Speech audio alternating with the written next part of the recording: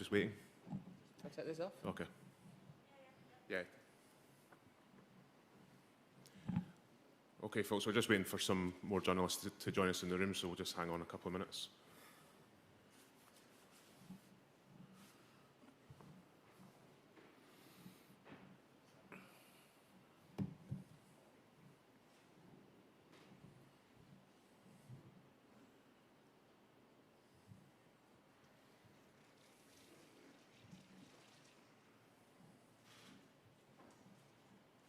Oh, we can start, Louise.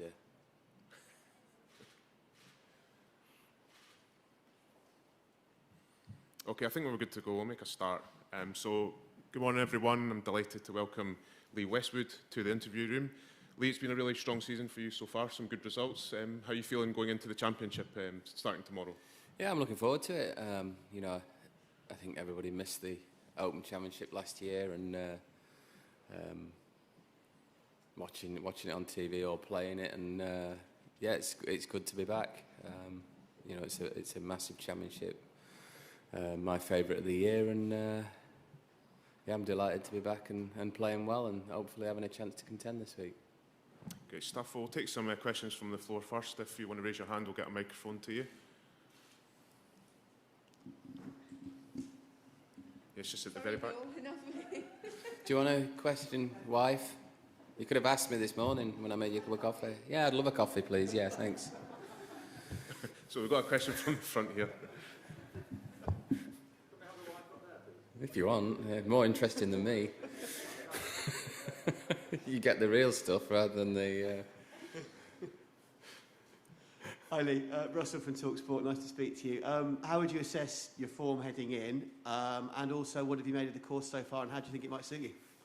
Well, the form one's a tough one. I feel like I'm playing well, and obviously I played well this year.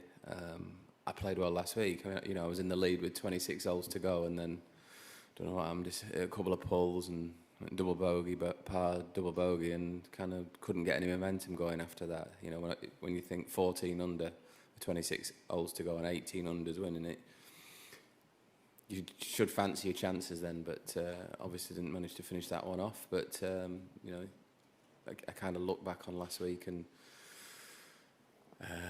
take the positives out of it, that, you know, the form is there and I'm playing well and I'm making birdies. So, and coming into this week, I've played here twice in the Open Championship, missed the cup both times, so kind of had it in my head that a bit of a mental block that I didn't like the golf course, but played it yesterday and really enjoyed it. Loved the way it was set up. I couldn't really remember the golf course too much, probably because I hadn't had that much experience of playing in it, only having played 2 rounds each Open. And really enjoyed it. You know, enjoyed the conditions, and had good company to play with. You know, Dustin, Rory, and Danny. And yeah, sort of turned my head around and made me look forward to the week even more. Really. So yeah, I'm positive and hoping I can find some form and get into contention. But you know. All links tournaments, you need a little bit of luck with the weather, and you need, like golf, you need a little bit of luck, you need some good breaks. And I think the hardest part about this week could be adjusting to the greens. They seemed quite slow yesterday. I don't know how fast they're planning on getting them, but you know, I left a lot of putts short and in the middle, and that'll become frustrating as the week goes on if I don't start to get it to the hole. But I think it's a pretty straightforward golf course. You know, it kind of tells you where to hit it. Yeah, there's a couple of fairways that it barrels off. You know, the first, I hit a good tee shot, what I thought was a good tee shot, and it was in the right-hand semi. The 17th tends to be a little bit like that, and 12 does as well. But, you know, other than that, it's a pretty fair golf course, and how you play is pretty much, you know, what you're going to get, I think. So, yeah, I'm looking forward to it. Okay, Martin. Lee, the opening tee shot in an Open will be nerve-wracking. Can you talk through that particular challenge and where it ranks in tough opening tee shots in an Open? It's not as nerve-wracking as it used to be, Martin. The more you play, the the easier it gets. It'll all depend on the breeze, won't it? I think it's to play down out the left most of the week, so just aim down the left, belt it, hopefully find it and knock it on, give myself a birdie chance. I really don't overanalyse it and overthink it and think too much about it anymore. Hit it, find it, hit it again.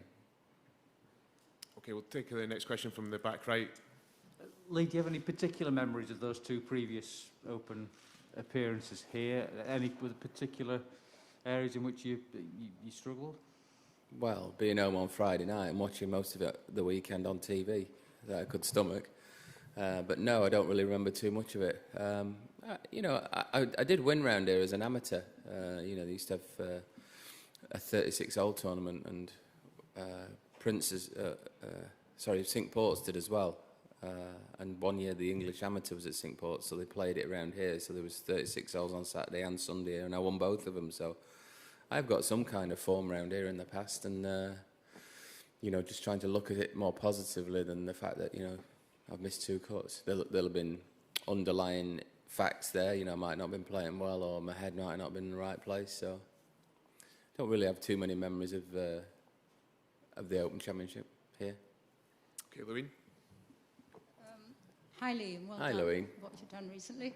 I know you say you don't overanalyse, but if you had to pick out one thing that playing so well in America so often now, what's it done for your game? I just think any time you play well anywhere in the world, it gives you confidence.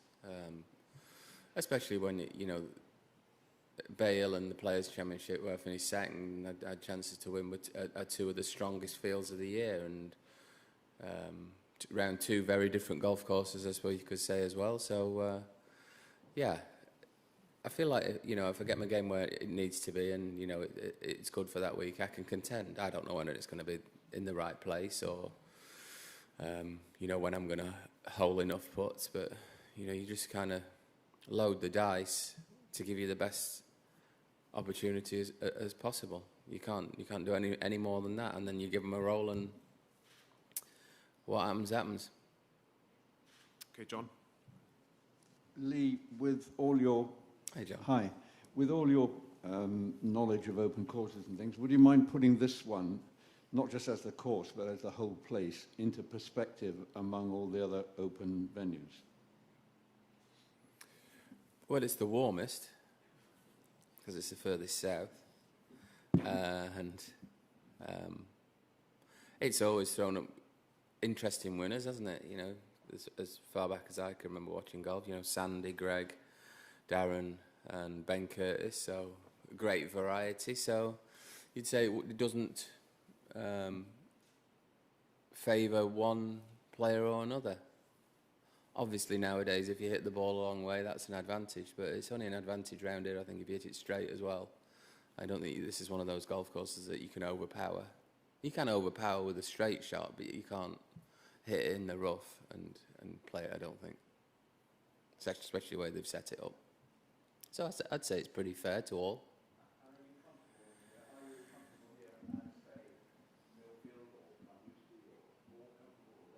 Well, you bring up Muirfield. I missed the cut when it was played there previously in 2002, I think it was, when Ernie won. And then I go back in 2013 and nearly win it. So it's a lottery. Links golf's even more of a lottery than your week in, week out golf, where the conditions are even more predictable. So I don't think you can't kind of overanalyze it, I don't think. Okay, next question from the middle row. Lee, it's been a much wetter summer down here than normal, and that's meant the fairways are that much softer. It's going to mean that you're not going to get some of those horrible bounces this time. You think that'll make it a bit fairer? Yeah, you've summed it up there, and the fairways are softer than they were last time. And I spoke to Martin Summers on Monday evening, and he said probably going to water some of the fairways, to stop that happening as well. You can't have really bouncy fairways carrying it off into rough that's this high that you're hacking out of. undulating fairways. This course was laid down with the fairways like that and undulating, designed to go into the rough where you'd have a shot, but it'd be a flying lie, and you'd have to judge that. Wasn't designed to land in the fairways and go off into rough where you're hacking out a lob wedge. So I think, you know, they're probably trying to get more into that. Obviously, if you don't have the thick rough and you have the flying lies with the distance players hit it nowadays, they're so far down the hole that they're going in with a sand wedge or a lob wedge and playing for that because they've got control with that. Whereas 60, 70 years ago, you'd have been 80 yards further back in a 7-iron or a 6-iron, and you know the flying lie was coming in. So they're having to combat the development in equipment with the long rough, but at the same time, it doesn't make the golf course that having the long rough doesn't make the golf course play its true way. So you've got to soften the fairways. Okay, next question from the far right. Hi Lee, there's a start. This will be your 88th major start, and should you not win, you'll go past Jay Haas as having the longest run in a major without a win. Judging by the way I've heard you talk about golf recently and where your game is, I presume you don't care about that. That's not something. I do care about that. It's nice to have records, and you know, it shows I've been a good player for a long, long time. There's not many people played in as many major championships as me. So it's always stick to beat someone with the best player never to win a major or your longest run. But another accolade, yeah, I love it. Thank you. Okay, Matt in the far corner. Hi Lee. It's a little distinction about something you mentioned. You said that Martin Slumbers said they'd water the fairways. Do you know if he meant that would be what he'd do later in the week, should it dry, the conditions be dry, to maintain the softness that they currently are? I think that's probably what he meant. We were stood on the range and it was lashing it down at the time, so I don't think he had watering planned at 7 o'clock on Monday evening, but I think as the weather forecast suggests and it drying out, they may need to, you know, keep them a little bit softer as the week goes on. Okay, we do have one question online from one of the journalists. Liv, can I just pass over to you? Yeah, thanks, Stuart. We have our question from Ben Moore, please. Hi, thank you. Just a question from BBC South East, Lee, for you. 32,000 fans a day versus the 40,000 that could and should have been there. I'm interested, when you're out on the course, does it make significant difference to the players whether there are going to be fewer fans around Royal St George's over the next 4 days? No, we've been playing with no fans, so 32,000 fans is going to seem like a bit claustrophobic. So the difference between 32 and 40 as players is irrelevant. We don't really, when it gets to a certain number, fans all just kind of blend in, and over a huge area such as a golf course, you're not going to notice whether there's 8,000 more or 8,000 less. If you ask me, you know, to put a number on how many people came in last week, I probably couldn't get within 5,000, so that'll make no difference. Okay, we've got one more question in the room, Kevin. Hi, Lee. I think 10 years ago, you must have been around world number 1 time, isn't it? Yeah. How do you judge your golf now? Because over the last 2 years, you've been in a decent nick. How do you judge your golf now to then? Are you a better player now, perhaps? I'm not as consistent. Sometimes it turns up, sometimes it doesn't. It's about as specific as I can be, really. Yeah, but when you've won in the last couple of years, and you're contending regularly. Well, not really, when you look at it. Well, you gave your example last week. Stop being awkward. You gave your example last week. Yeah. You were doing all right, weren't you? Previous to that, probably Players, Bale. Previous to that, probably Dubai, end of last year. It's 5 times in, get about 20 tournaments, so 1 in 4. Probably more consistent than that in 2011 to get to world number 1. So I would say I'm not as consistent now over longer periods of time. It might be down to my age, I think, that. And the fact that I've been playing out here for 28 years, and sometimes I go to a tournament, the intensity is just not there.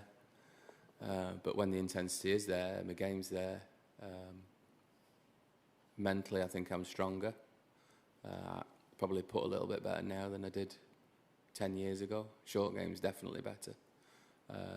Tee to green, probably not quite as good, but good enough. Can I just follow that up? Sure. You'd be a very popular winner here. I think that's fair to say. It would have been in my house, yeah.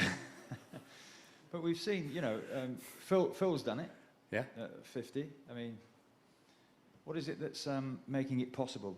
I think we're from a generation that's probably maybe had the benefit of